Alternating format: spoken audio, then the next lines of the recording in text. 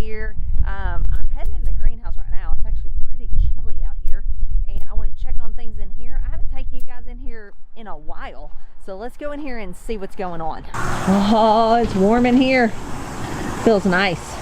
So if you remember a while back, I planted this greenhouse. Ben and I did. We cleaned it up, and I told him I wanted to do some experimenting in here, and it is looking good. I'm going to show you all the beds, but this one I just showed you is lettuce, and then I planted several different types of kale. It's coming up great. It's pretty warm in here actually to be cold in winter outside. Things do slow down even in here in the winter because there's less sunlight, but we just don't get as many sunny days. But things do grow. It still does great for what we use it for, and we're trying, just as time goes by, to use it for more and more things and get the maximum benefit out of it. So I want to show you all the rest of the beds though.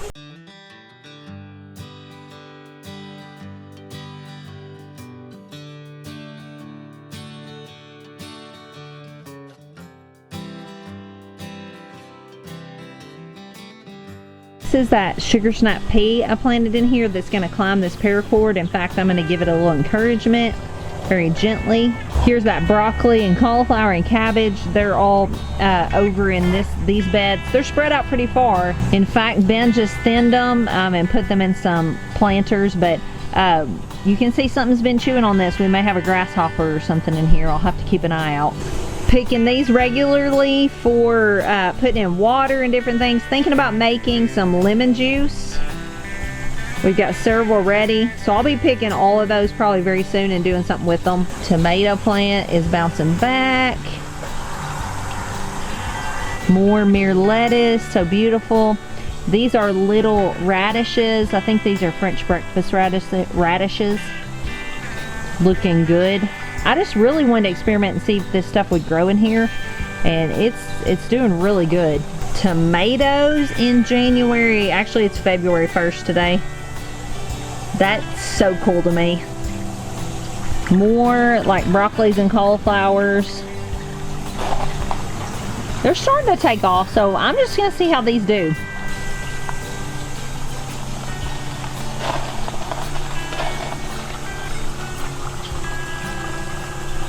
So you can see that water flowing, flows through all these beds and then drains back out. Flows through all these pipes and winds up back up at the fish tank, which we're very low on fish right now. I don't honestly know if we have any left, to be honest with you, because something happened and we lost a good bit of them, but we're gonna replenish this spring. Just didn't want to replenish in the winter. That would just be kind of silly to do that and risk losing them again. But I do want to show you before I leave out of here the broccolis and cauliflowers and cabbages that Ben gently plucked up out of the rocks. It would be a good way to start seeds without starting them in soil if you wanted to. And so he's put them in soil, and so we will have some plant starts really soon. I may need to give them a drink, and also I want to show you our heaters we're using in here. I get that question quite a bit. So these are actually pretty moist right now. They looked pretty sad after he transplanted them, but they're starting to bounce back. I need to plant some more in this tray. This is one of our Hoss trays. Love this thing, very sturdy. I'd recommend everything we've gotten from Hoss is pretty much top quality, but these are starting to bounce back now. They're getting over the shock and just looking pretty good. Okay, so this little heater right here, this is one of the heaters that has been keeping things alive in here. We've got two of these in here. They're actually oil-filled radiator heaters is what they're called. It was eating our lunch to use all of this propane all the time. So these things we found used for like 20 bucks, and they actually, I think they're new, but we got them from a used place. They're working amazing. So that's saving us some money on propane. I know that when you plug stuff in, you're using some electricity, but propane and things like that, sometimes those alternative sources like alternative fuels or using a generator instead of electricity, sometimes those things like that, those get expensive as well. While you may be off the grid, you're still kind of a slave to buying those things, and so that has to be in your budget, or you just have to be okay sometimes with using electricity. So that's kind of where we're at. Dot, Dot! Hey. Hey, boy. So we've gotten several requests lately to see Dot and how is Dot doing and all that. Dot is doing amazing. Dot is, he's in there by himself right now because of the way the pigs, we had to shuffle him around. He won't be by himself for very long. We're actually gonna put him with some piglets. He seems to do good with them, and just, we tried putting him with one of our sows. He's just not quite big enough yet, and she kind of beat him up. So we're just not ready to do that yet. So you can see Dot was napping. He's not up and around all the time because unlike the other pigs, he's got all he wants to eat because he is in there by himself. There's food in front of him all the time. So he never lately comes running for food. He's got a warm place to lay in the barn, in the hay, and so he's just perfectly content. That's where he spends a lot of time. I'll look up throughout the day and he is out walking around the pen, so he's doing good. He's just enjoying himself, I guess you would say. So we're gonna wait a bit, like I told you, to put him back with the sow. We want him to go ideally with short tail. She's about to drop piglets at any moment, so that gives him a couple more months at least to grow, and then we will put them together after her piglets are weaned, probably, so that we can have Dot and Short Tail having piglets and Big Daddy and Big Mama having piglets, and then we will have unrelated pairs because we have had quite a bit of interest in that. So that's really exciting. That's coming down the pipe. And finally, in reference to the last video that you guys saw that we put up about ultrasounding the cows, we didn't do every one of our cows that day. We still have a group to do. It's not a huge group, but we do have a group to finish up. As well as we're gonna ultrasound a few for our neighbors. So that's really gonna be fun and exciting. But we did ultrasound 40 cows that day, and 31 of them we were able to confirm pretty much 100% that they are bred and a good little bit along. 9 of them we were unsure about, Marvel being one of them. Miracle, we saw the baby, it was pretty exciting and awesome, but like Marvel's included in that group of 9. So that could mean a couple things. It could either mean they're not bred, which you guys know if you've been following us for a while, we had some bull problems last summer. We had our main bull get hurt, and then we went for a bit with no bull in there, and then we went and bought Bruce, the South Pole bull.